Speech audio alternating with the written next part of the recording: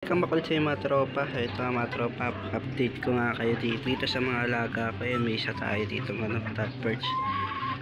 Lumabas siya ngayon. So wala pa nga siyang kasama sa ngayon kasi di pa ako nakakabili. So balak ko siyang bilan ng kasama. Titignan natin kung ano mapipili ko. Baka African din or ano, yung parakit. So ito nga yung mga manok ko. So ito yung mga napapisa ko ngayon, malalaki na. So tapos yun, may mga itlog na rin doon. So yung iba nandito, nilagay ko na sa kabilang kulungan, hiniwalay ko. So ito mga pinapalaki ko lang yan para ulamin, katay yung mga yan. Yung mga nandito sa kulungan na malaki. Ayan, tapos dito naman mga tropa, ayan, wala tayong ngayon nilagay dito na manok. Ayan, so ayan, tapos dito wala din. So bali kalapati lang nilagay ko rito. Ayun sila abo, nilagay ko na lang sila dito, nilabas ko na lang sila. So nilagyan ko na lang sila tungtungan dyan kasi wala pang paitlugan. So, sa ngayon dyan lang muna sila. Nagtapon natin to, natapunan ng patuka. Ayan. Bali ito na lang yung kalapati ko ngayon, dalawa na lang, isang babae tsaka lalaki. So silang dalawa na lang tinira ko. So hindi ko na sila ngayon pinapakawalan. So lagi na lang sila nakakulong. So lalo na hindi pa naman batcher to. Ito lang si Abo lang batcher dito.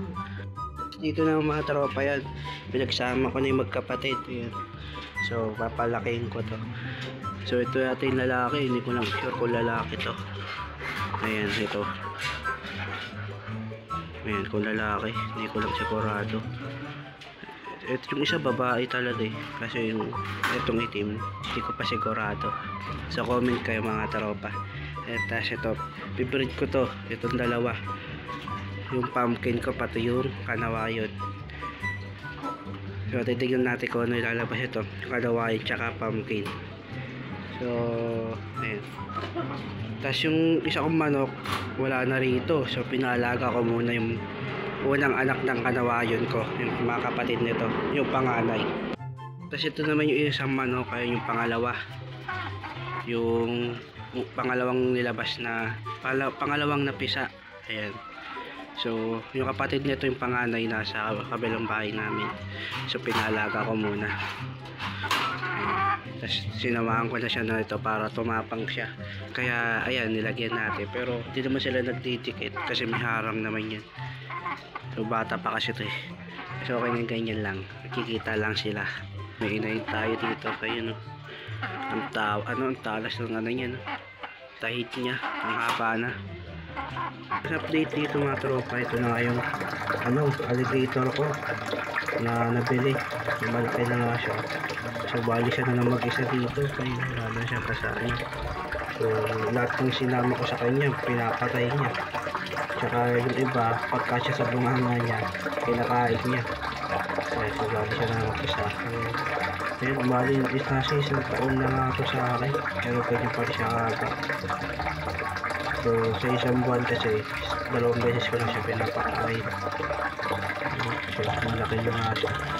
So ngayon di pa nga siya kumakain, wala pa ako natipiri. So yun lang yung update ko ngayon dito mga tropa sa mga alaga ko.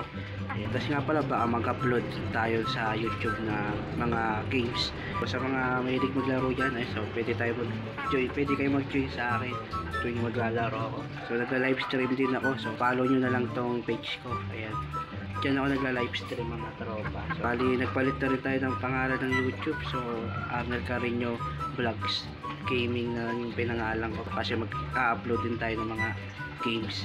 So yun naman na video natin ngayon mga tropa. So update ko na ulit kayo sa susunod na araw.